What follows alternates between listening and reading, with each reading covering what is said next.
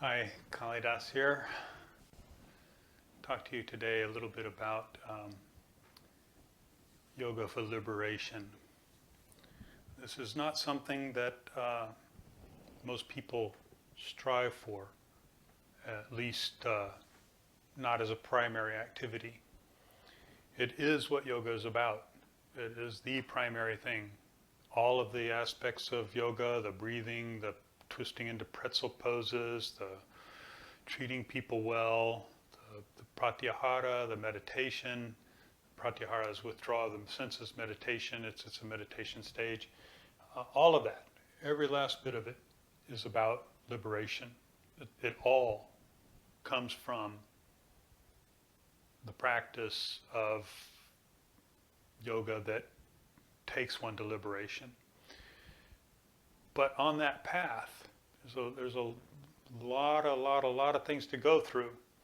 And part of it is, for example, living in life, having a family, being successful, all of that. It's essential. That's part of yoga as well. It's called boga, but we won't go into terms too much there. But boga is part of yoga, but it's that aspect of living your life. And then you get to a point in life where you go, well, there's got to be something more to it than this. Usually it's after your kids are grown and had kids of their own that we get to that point. Some people it's a little sooner. It was a lot sooner for me. Nothing special about that, just I'm weird. But it happens to a lot of people. Not very many, really, but it happens. I know a handful of people that are practicing this particular meditation.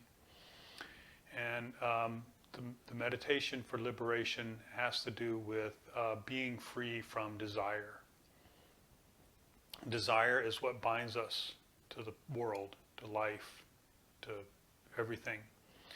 You have your family, you have some success, you get a nice house, you have a loving relationship.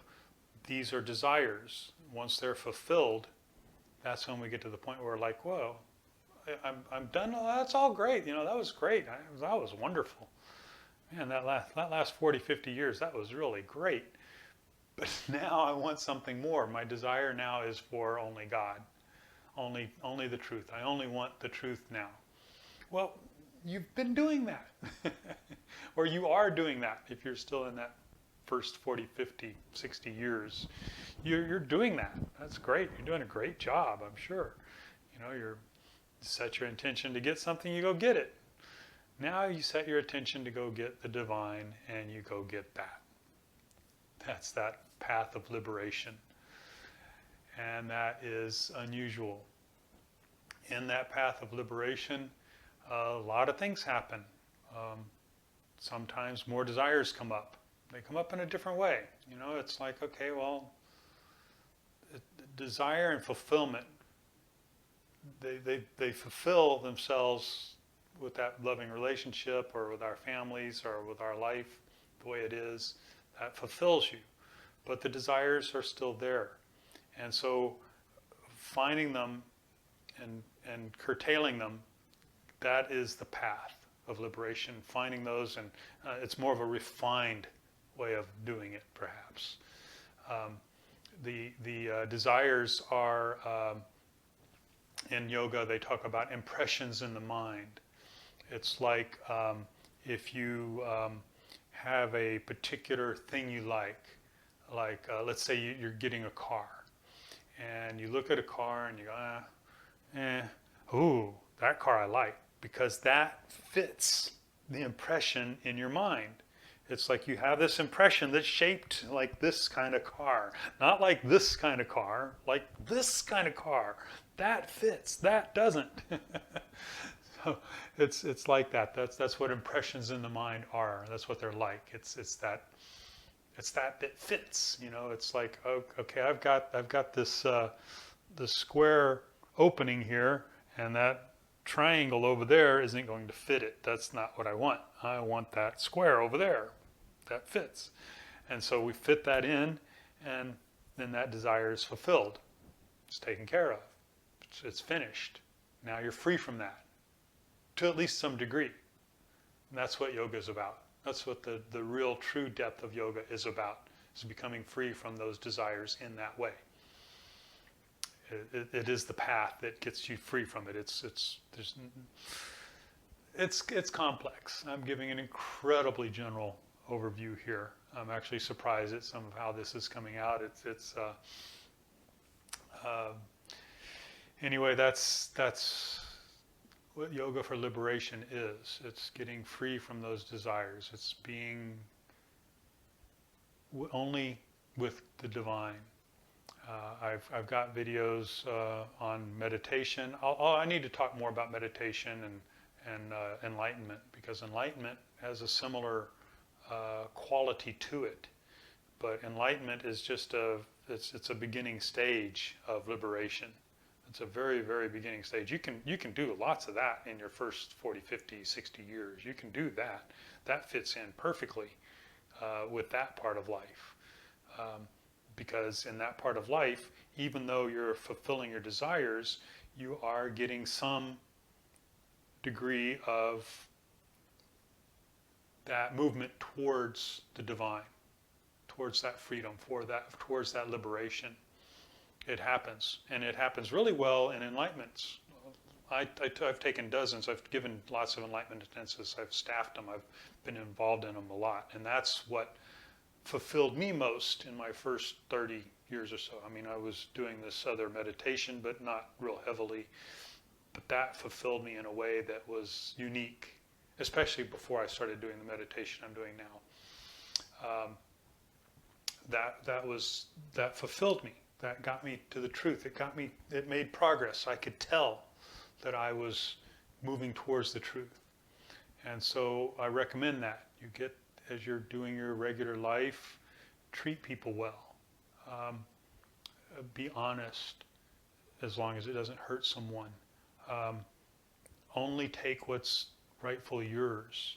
Those kind of principles that will move you towards that liberation just as well as devoting your life to it.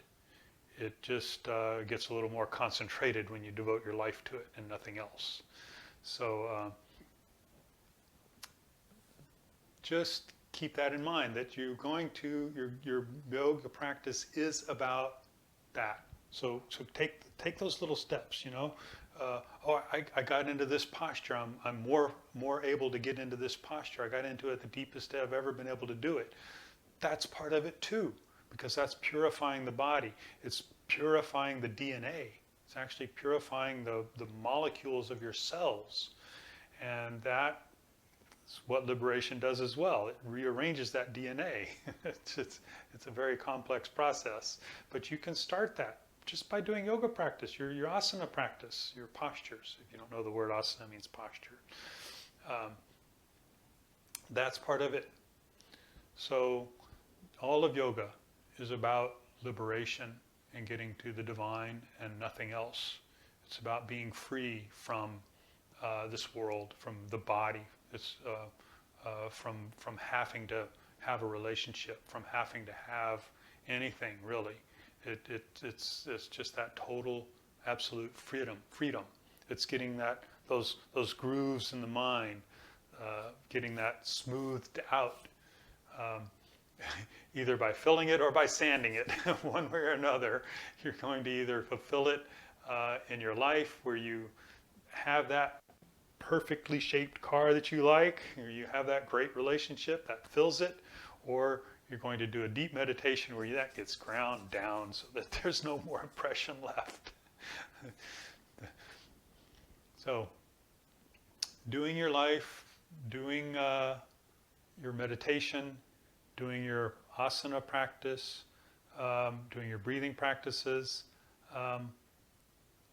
following a ethical code of behavior, all of that is about getting to liberation. Getting to the point where none of that really matters anymore. All there is the path, and that liberation and that freedom. Then those things happen spontaneously, or you There's other ways. I mean, Dharma is truth. Dharma means truth, but it also means the life, the path of truth. And eventually Dharma becomes just you. Your life is Dharma, even if it looks like you're doing something that's not dharmic. Like you slap somebody, and that doesn't look very good, but you don't know that person got slapped and got enlightened somehow. You know, just a wild example, but that's what happens later on in that path. You get to that point where everything you do is truth, and every action, every breath, every moment is nothing but truth, or nothing about the truth, but about the truth.